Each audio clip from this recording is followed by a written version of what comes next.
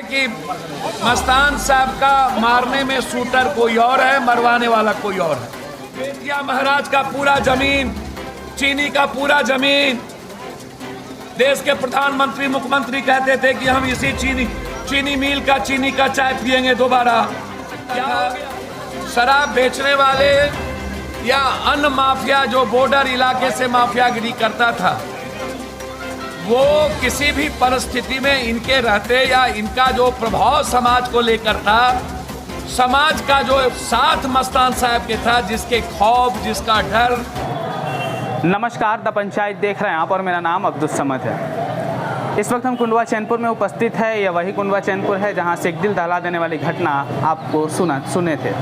सुरेश मस्तान की हत्या के पीड़ित परिवार से मिलने आज पप्पू यादव कुंडवा चैनपुर में पहुंचे हैं। कुंडवा चैनपुर में पहुंचकर यहां के जितना भी सांसद और विधायक हैं उन पर सीधा तौर पर निशाना साधे हैं। पप्पू यादव क्या कुछ कह रहे हैं, आइए देखते हैं इस वीडियो में। खिलाफ मैं कंप्लीट रूप से किसी भी बच्ची की सुरक्षा हो या आम आदमी की सुरक्षा, चाहे जितना बड़ा कोई आदमी हो, संरक्षण किसी भी नेता सत्ता का प्राप्त हो, समाज को डर से हम निकालेंगे, समाज को अभाव से हम निकालेंगे, समाज में खौफ का वातावरण नहीं रहने देंगे, समाज में किसी भी कीमत पर माफिया अपराधियों के वर्चस्व को मिटाकर दम लेंगे।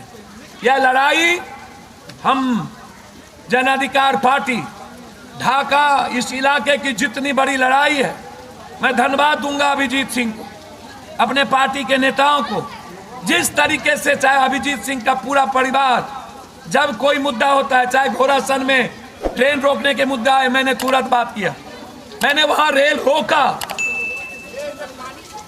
चाहे जब भी कोई सवाल यहां उठता है, मैं लेट आया, मैं क्षमा चाहता हूं, लेकिन ये लड़ाई मेरी होगी।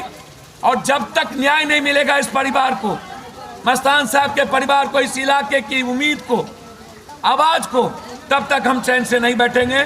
हम आश्वस्त करते हैं इस मोतिहारी के 12 एमएलए की संपत्ति की जांच मुख्यमंत्री जी से लगातार हमारी, चाहे फुलबड़िया घाट का मामला हो, उस पर मेरी बातचीत होती रही है।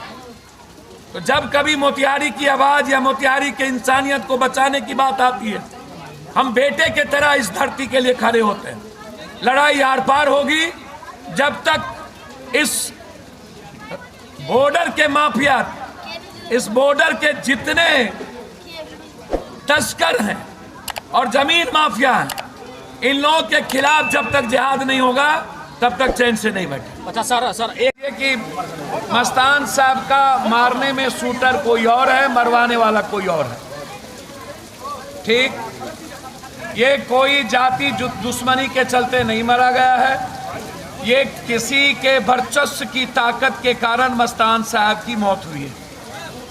मस्तान साहब के रहते इस इलाके से कोई दादागिरी नहीं कर सकता था, कोई अपना वर्चस्व नहीं दिखा सकता था। शराब बेचने वाले या अन्य माफिया जो बॉर्डर इलाके से माफियागिरी करता था, वो किसी भी परिस्थिति में इनके रहते या इनका जो प्रभाव समाज को लेकर था, समाज का जो साथ मस्तान साहब के था, जिसके खौफ, जिसका डर, जिसके प्रेम में इस इलाके में मिनिमम क्राइम कम होता था, जिसके चलते लोगों ने मरवाने का काम किया।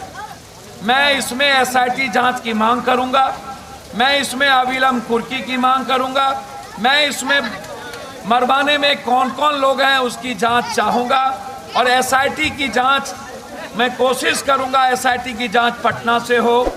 लगातार मोतिहारी, बेतिया जो यह इलाका है, कहीं पुलिस मार देती है, कहीं पत्रकार को मारे जाते हैं, कभी माफिया अरविंद सिंह को, कभी कटुआ में, कभी रामगढ़वा में, कभी रंजय पासवान, तो कभी कोई।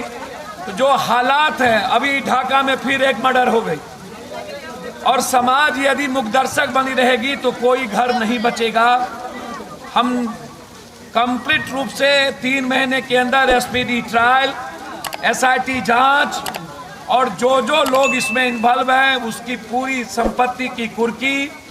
और इस मोतिहारी में 12 एमएलए हैं, क्या कारण है कि कोई एमएलए किसी घटना, किसी मर्डर, या किसी सामाजिक कोई कार्यों में नहीं जाते सिवाय जाति में, सिवाय हिंदू मुसलमान के, सिवाय जाति के। ये 2-2, 3-3 सांसद हैं, बीजेपी के हैं, बीजेपी की सरकार है, 20 सालों से ये लोग सांसद हैं। आखिर ऐसे लोग चुने कैसे जाते हैं? इन लोगों के पास अकूट पैसा कहां से आता है? ये लोग दवाई के बिजनेस में इन्वॉल्व हैं।